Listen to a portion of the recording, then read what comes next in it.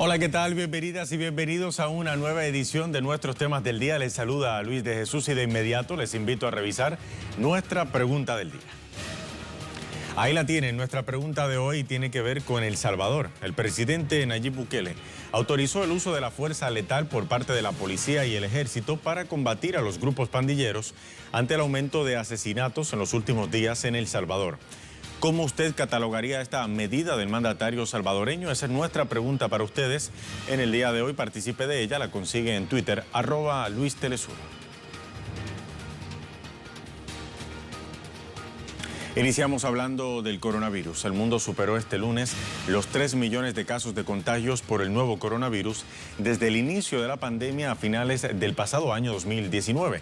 El país más afectado sigue siendo Estados Unidos, que acumula casi un tercio de las cifras de infectados a nivel global. Pese a este escenario, algunos estados de Estados Unidos han iniciado la reactivación de sus economías. Más de nuestro primer tema del día enseguida. El balance oficial indica que la cifra de casos de COVID-19 en todo el mundo alcanzó los 3.029.709. De este número se han recuperado alrededor de 900.319 personas, mientras el número de fallecidos se ubica actualmente en 209.242. En el caso de Estados Unidos, el país cuenta ya con cerca de 1 millón de contagios.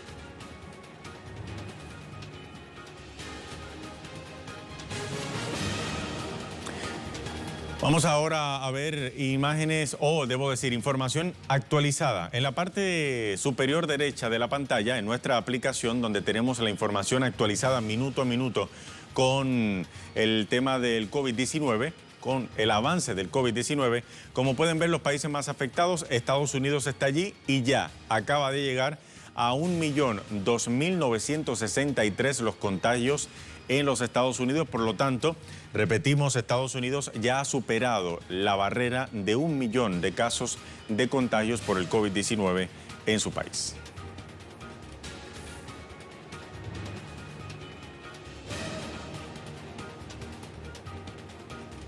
En medio de este contexto de crisis sanitaria, varios estados de Estados Unidos se preparan para reactivar su economía.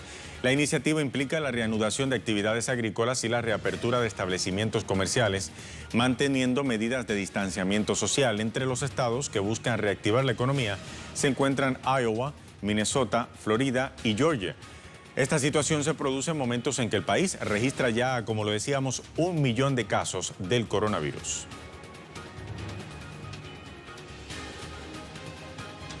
Nuestro corresponsal en Washington, Jorge Gestoso, tiene más información y nos envía el siguiente reporte. Adelante, Jorge. Muchas gracias. Esta semana comienza Estados Unidos superando la marca de más de 1 millón de contagiados por el coronavirus y los muertos se acercan a los 60.000. Más estados están reabriendo su economía. Esta semana se espera que sean más de 12, a pesar que la doctora Birx, que es miembro del equipo de la Casa Blanca sobre la epidemia, advierte que durante varios meses más será necesario el distanciamiento social.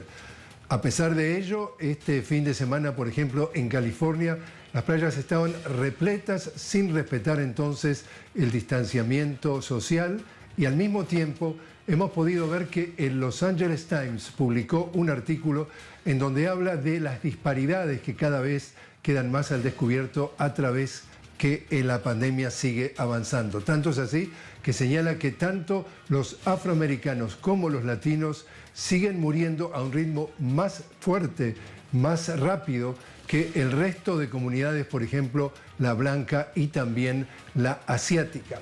Al mismo tiempo, estamos viendo que una jueza federal de Los Ángeles, también de Los Ángeles, pidió la orden inmediata para que se pongan en libertad a los menores migrantes a propósito de la situación de la pandemia por la cual podrían ser contagiados. Volvemos contigo a estudios. Gracias a Jorge por ese reporte. Mientras tanto, vamos a ver cómo se está dando la reactivación de actividades en los estados de Estados Unidos. Según medios locales, gobernadores de Colorado, Mississippi, Montana y Tennessee han permitido que algunas empresas se reanuden sus operaciones este lunes.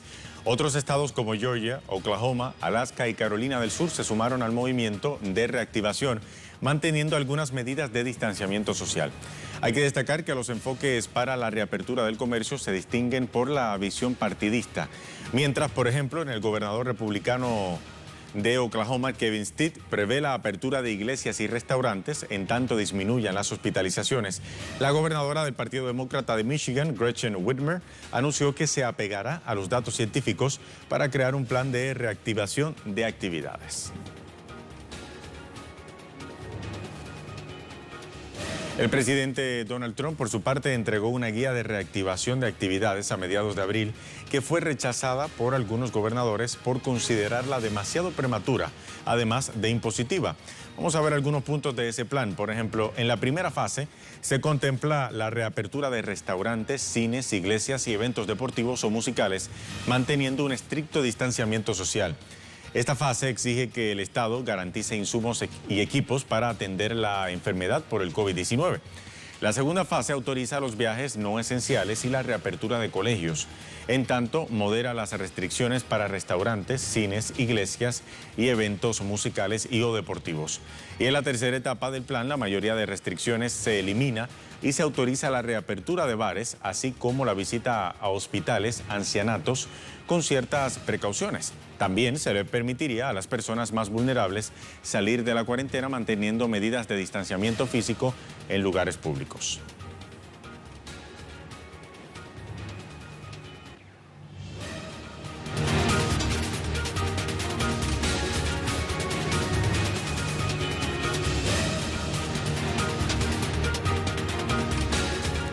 Vamos a repasar nuestra pregunta del día.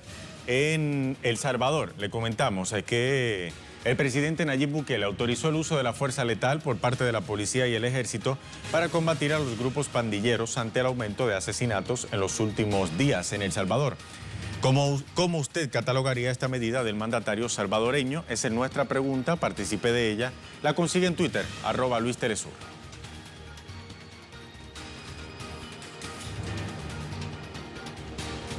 Momento de hacer una pausa aquí en Temas del Día, pero antes, nuestra imagen del día de hoy nos lleva hasta España. Padres pasean y juegan junto a sus hijos en las playas del Maresme Forum en Barcelona este lunes. Esta es la segunda vez en la que niños menores de 14 años han podido pisar las calles después de 42 días seguidos de cuarentena. Con esta imagen hacemos una pausa, ya regresamos.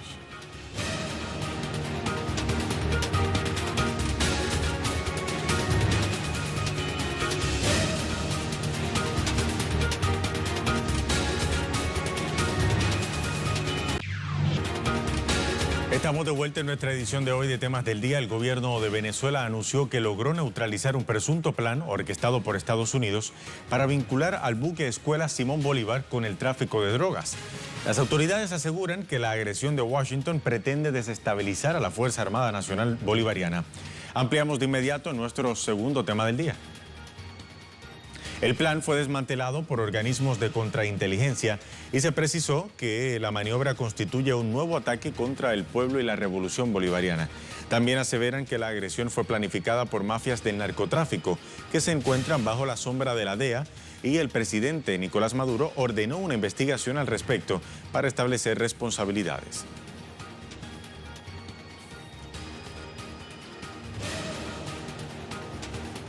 En ese sentido, la Fuerza Armada Nacional Bolivariana ha emitido un comunicado informando que sus órganos de contrainteligencia frustraron el plan. El comunicado afirma que son bien conocidas por el mundo entero las perversas maniobras del gobierno norteamericano y sus agencias que procuran descalificar a Venezuela y sus legítimas autoridades, tratando de vincularlas con actividades de narcotráfico. Todo esto con el infame objetivo de quebrantar la moral, la unidad monolítica y el espíritu combativo de la institución que se siente profundamente indignada ante tan malignas pretensiones. Resalta además que de esta forma también persiguen seguir estructurando la matriz de opinión que les facilite una intervención militar en el país. Por su parte, el ministro de la Defensa de Venezuela, Vladimir Padrino López, rechazó a través de su cuenta en Twitter las acusaciones del gobierno de Estados Unidos y denunció una vez más la intención deliberada de crear un falso positivo contra el Estado venezolano, utilizando mafias del narcotráfico a la sombra del cartel mayor de la DEA. Estados Unidos actúa desesperadamente como Estado policial en su estrategia contra Venezuela y su gobierno legítimo.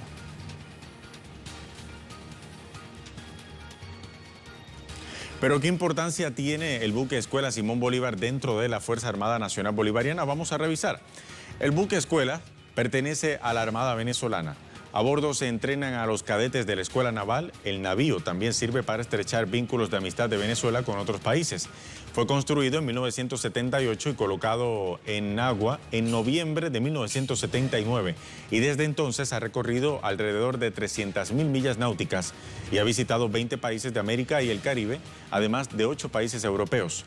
En 2002, por órdenes del entonces presidente Hugo Chávez, fue sometido a un proceso de mantenimiento y reconstrucción del casco que se extendió por 6 años, para zarpar nuevamente al mar en 2009 y continuar con el entrenamiento de cadetes navales. En las últimas semanas, Estados Unidos ha intentado vincular en varias oportunidades al gobierno venezolano con narcotráfico, con la intención de desestabilizar al gobierno del presidente Nicolás Maduro. Hace aproximadamente 30 días, el fiscal general de Estados Unidos, William Barr, había presentado cargos formales por presunto narcoterrorismo, tráfico de armas y corrupción contra el presidente Nicolás Maduro, al punto de ofrecer una gratificación monetaria por su captura. Los señalamientos también involucraron a otros funcionarios del Estado venezolano, como por ejemplo el presidente del Tribunal Supremo de Justicia, Michael Moreno, el ministro de Defensa, el general en jefe Vladimir Padrino López y el presidente de la Asamblea Nacional Constituyente, Diosdado Cabello. Desde Caracas, las acusaciones fueron tildadas de miserables, vulgares e infundadas que tenían el propósito de descalificar la lucha de Venezuela contra el tráfico de drogas.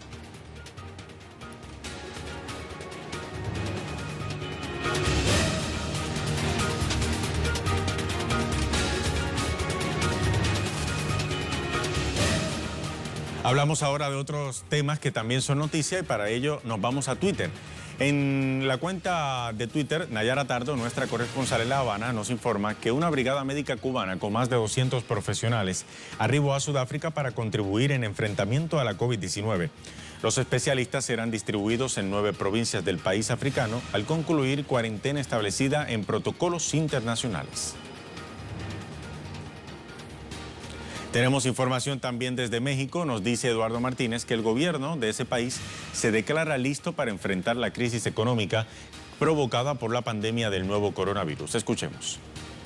El gobierno de México ha informado que entregará cerca de 3 millones de microcréditos a pequeñas y medianas empresas que así lo soliciten y que lo requieran porque han sido afectadas por la epidemia provocada por el coronavirus SARS-CoV-2.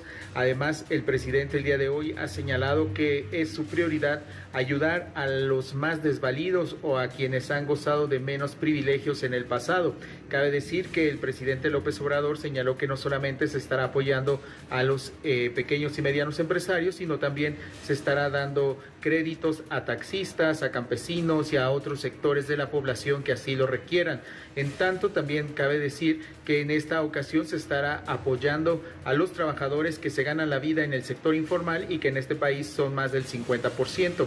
Además, también ha señalado que las grandes empresas tendrán como apoyo la garantía de que se generarán las condiciones necesarias para que ellos puedan reactivarse de manera inmediata una vez de que termine esta contingencia epidemiológica y puedan recuperarse de manera pronta. En ese sentido, la Secretaría de Economía ya informó que tiene ya aprobados 332,000 créditos para apoyar a algunas empresas. Además, también se ha informado que el Instituto Mexicano del Seguro Social ha recibido más de 50,000 solicitudes de empresas que obtendrán un crédito a la palabra por haber mantenido a su planta laboral durante estos meses que ha durado la contingencia epidemiológica, y esta es la condición que se tiene. Los empresarios hacen su solicitud, ingresan todos sus datos, las dependencias hacen una evaluación y ahí es donde se decide si ameritan obtener el crédito que ha puesto a su disposición el gobierno, que es de unos 25,000 pesos, una cantidad equivalente a más de unos $1,000 por cada microempresa. Vamos ahora hasta El Salvador con Ernesto Ábalos. Continúan los asesinatos atribuidos a pandillas en El Salvador. Solo este lunes, hasta horas del mediodía, ya se contabilizaban 8 homicidios. El presidente Nayib Bukele ha ordenado el uso de la fuerza letal en contra de los grupos terroristas. Y en Siria, las defensas antiaéreas repelieron una agresión israelí perpetrada desde el espacio aéreo libanés e interceptaron varios misiles hostiles antes de impactar en los blancos en el perímetro de Damasco.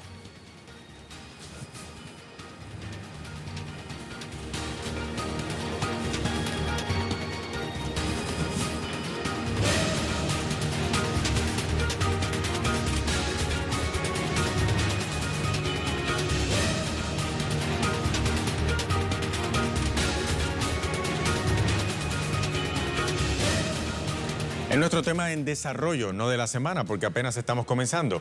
Varios países han comenzado la reactivación de sus economías pese a la compleja situación sanitaria y el riesgo que representa para sus naciones.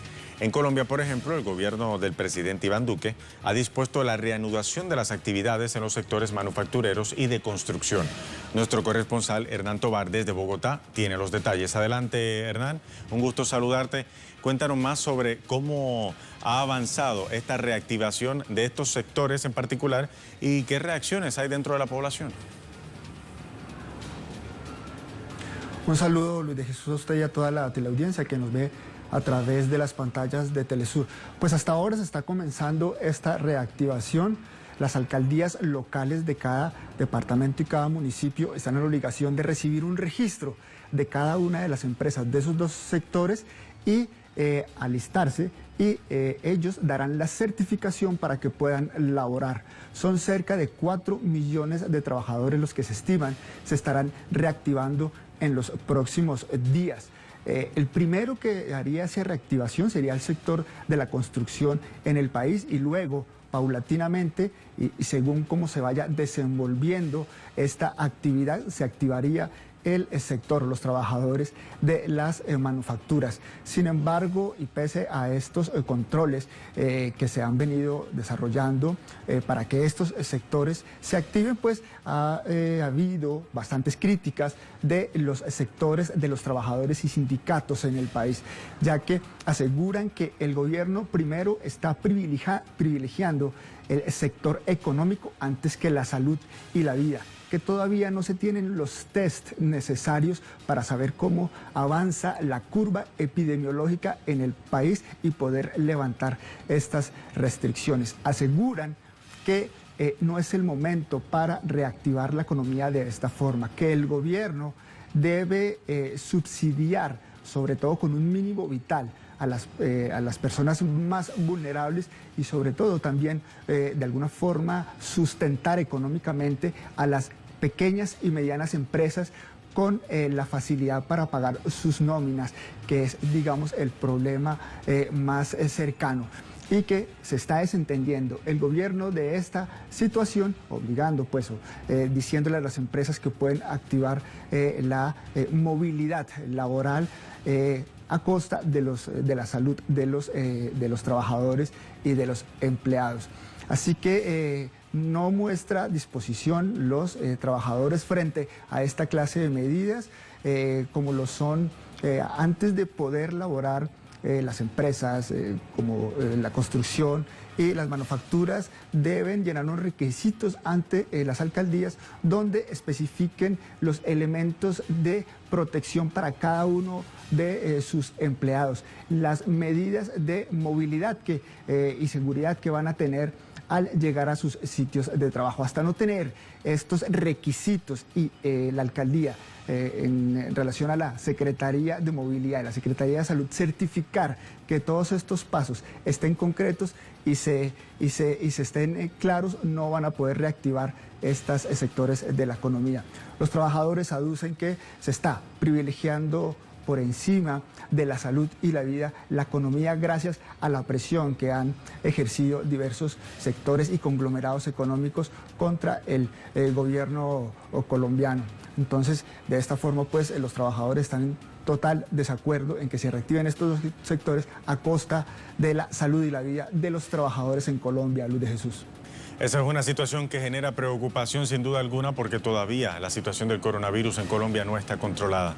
Gracias por ese informe, Hernán. Hasta la próxima. Vamos a ver ahora también en Ecuador. Por ejemplo, el presidente Lenín Moreno ha anunciado la transferencia de las competencias a mandatarios regionales para el retorno de labores a través de un sistema llamado semáforo epidemiológico para el levantamiento paulatino y regulado de las restricciones de confinamiento. Nuestra corresponsal en Quito, Denise Herrera, tiene el reporte. Adelante, Denise. Gracias por el contacto. Un saludo desde Ecuador. Se han actualizado las cifras en relación a la COVID-19 por parte de las autoridades ecuatorianas. Se registran ahora más de 23.000 casos de contagios en el país y además 663 es el número de personas fallecidas a causa del nuevo coronavirus. Pero además también este reporte emitido por las autoridades ecuatorianas ha sido nuevamente criticado, más aún cuando existe errores en el número de personas contagiadas en las diferentes provincias. Todavía no ha habido una ratificación de las autoridades, quienes además han anunciado recientemente que todas las disposiciones nuevas ahora para pasar a la fase 2, que es del aislamiento al distanciamiento, quedará bajo ya la normativa de las autoridades locales, de los COE cantonales. En ese sentido, ya son varias las autoridades que se han pronunciado frente a estas nuevas directrices emitidas por el gobierno nacional. Según el gobierno, existe ya todos los parámetros y fundamentos para que cada provincia, de acuerdo al color de semáforo que corresponda, pueda ya ir levantando las restricciones de movilidad, lo que varias autoridades han calificado como una decisión precipitada, más aún cuando las cifras sobre el contagio, número de personas fallecidas, inclusive hasta continúa habiendo denuncias de personas que no encuentran el cuerpo de algún familiar, son inexactas. En ese sentido, la prefecta de Pichincha, Paola Pavón, mediante una rueda de prensa virtual hoy, ha especificado ciertas propuestas de cómo debería avanzar esta normativa de restricción circular, principalmente en la provincia de Pichincha, que es una de las provincias que más casos reporta hasta el momento, pero además también ha hecho un llamado a las autoridades a que se hagan todos los pagos presupuestales que necesita cada entidad pública para poder atender esta crisis sanitaria. Asimismo, la alcaldesa de Guayaquil, Cintia Viteri, ha hecho un pronunciamiento, ha dicho que si bien ahora queda bajo responsabilidad de ellos tomar las próximas medidas y las próximas decisiones, una de ellas también sería oportuno que el gobierno dé todo el dinero que debe a las diferentes instituciones públicas. En ese sentido, también se espera ahora que hay un pronunciamiento de la Asamblea Nacional para avanzar con las reformas de los dos proyectos de ley que ha enviado el presidente de la República, Lenín Moreno. Desde Quito, Ecuador, Denise Herrera con el reporte. Muchísimas gracias y hasta la próxima. Con esto pasamos a revisar una vez más nuestra pregunta del día.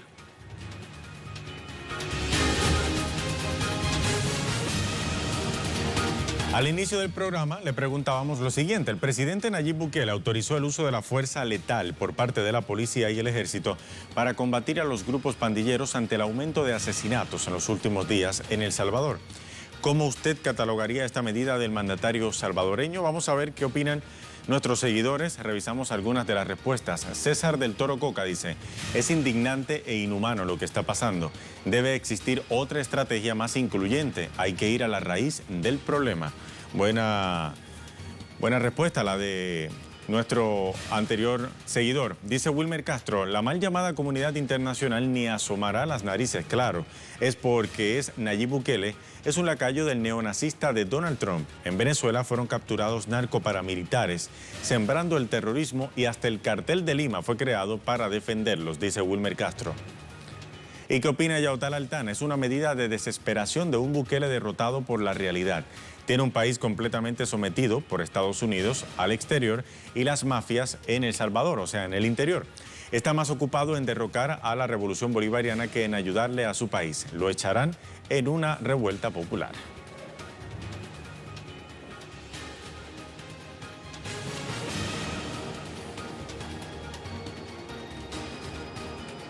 Así opinaban nuestros seguidores a nuestra pregunta del día.